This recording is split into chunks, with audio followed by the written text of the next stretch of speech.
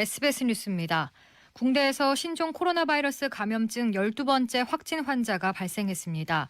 이 환자는 49살 중국인 남성으로 관광 가이드 업무로 일본에 머물다가 지난달 19일 김포공항을 통해 입국했으며 일본 내 확진 환자의 접촉자로 확인됐습니다. 현재 분당 서울대병원에 격리 입원 중입니다. 앞서 발생한 국내 확진 환자 11명은 대체로 건강 상태가 양호한 것으로 알려졌습니다. 오늘까지 확진 환자의 접촉자는 465명으로 집계됐지만 8번부터 12번 환자의 접촉자는 아직 파악 중이어서 향후 증가할 가능성이 큰 상황입니다. 중국 후베이성 우한시에서 입국해 신종 코로나 바이러스 감염증 전수조사 대상자로 분류된 2,991명 중 내국인 50여 명이 연락이 닿지 않는 것으로 확인됐습니다.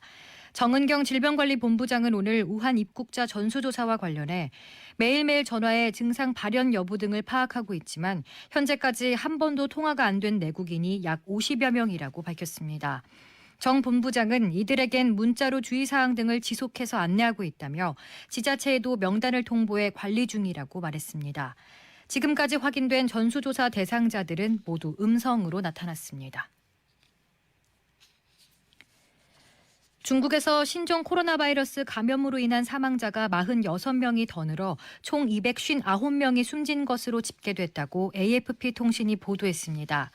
AFP는 중국 후베이성 보건당국의 발표를 인용해 새로 확인된 감염자는 2,102명으로 집계됐다고 전했습니다.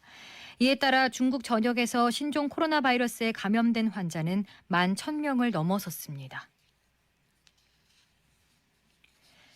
미국 정부가 자국민의 중국 여행을 금지하는 최고 단계의 경보를 발령했습니다. 미 국무부는 신종 코로나 바이러스 발생을 이유로 중국에 대한 여행 경보를 4단계인 금지로 격상했습니다. 여행 금지 경보는 이란, 이라크, 북한에 내려져 있는 것과 같은 최고 수준의 조치입니다. 국무부는 이어 현재 중국에 있는 미국민들은 상업적 수단을 이용해 출국을 고려해야 하며 공무원들도 필수적인 업무가 아니라면 중국 출장을 연기하라고 요청했습니다. 트럼프 행정부는 또 공중보건 비상사태를 선포하고 최근 2주 사이 중국을 다녀온 외국인에 대해 오는 2일부터 미국 입국을 금지하기로 했습니다. 신종 코로나 바이러스는 중국과 주변국을 넘어 전 세계로 빠르게 확산하고 있습니다. 영국에선 신종 코로나 바이러스 감염 환자가 처음으로 나왔습니다. 영국 보건당국은 감염 증상이 있던 환자 2명이 신종 코로나 확진 판정을 받았다고 밝혔습니다. 스웨덴에서도 신종 코로나 첫 환자가 발생했고 러시아에선 2명의 확진자가 처음 확인됐습니다. 러시아 내 감염자는 우랄 지역과 동시베리아에서 나왔는데 2명 모두 중국인입니다. 독일에선 어린이가 처음으로 신종 코로나에 감염되고 태국은 첫 2차 감염 환자가 나타나는 등 전 세계 20여 개국에서 확진자 수가 가파르게 늘고 있습니다. 중국에서 신종 코로나 바이러스가 확산하는 가운데 북한 노동당에서 중국 외교를 담당하는 김성남 제1부 부장이 오늘 베이징에 도착했습니다. 이와 관련해 일본 교도통신은 김성난 부부장의 방중 목적이 불분명하지만 중국 측과 회담하고 대외 정책에 관해 설명할 가능성이 있다고 전했습니다.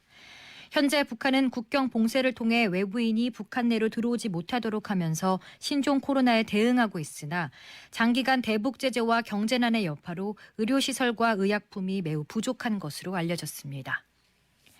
신종 코로나 바이러스 유행으로 세계 경제에 미칠 타격이 2003년 사스 사태보다 4배 심각하다는 전문가 분석이 나왔습니다. 오늘 밤은 전국이 대체로 맑겠지만 남부지방은 미세먼지 농도가 나쁨 수준까지 올라가는 곳이 있겠습니다. 내일은 전국이 대체로 맑겠습니다.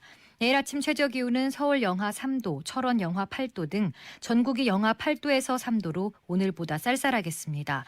내일 낮 최고기온도 전국이 3도에서 11도로 오늘보다 낮겠습니다. 국립환경과학원은 내일 전국 대부분의 미세먼지 농도가 나쁨 수준을 보일 것으로 내다봤습니다. 주시은입니다. 뉴스를 마칩니다. SBS 러브 FM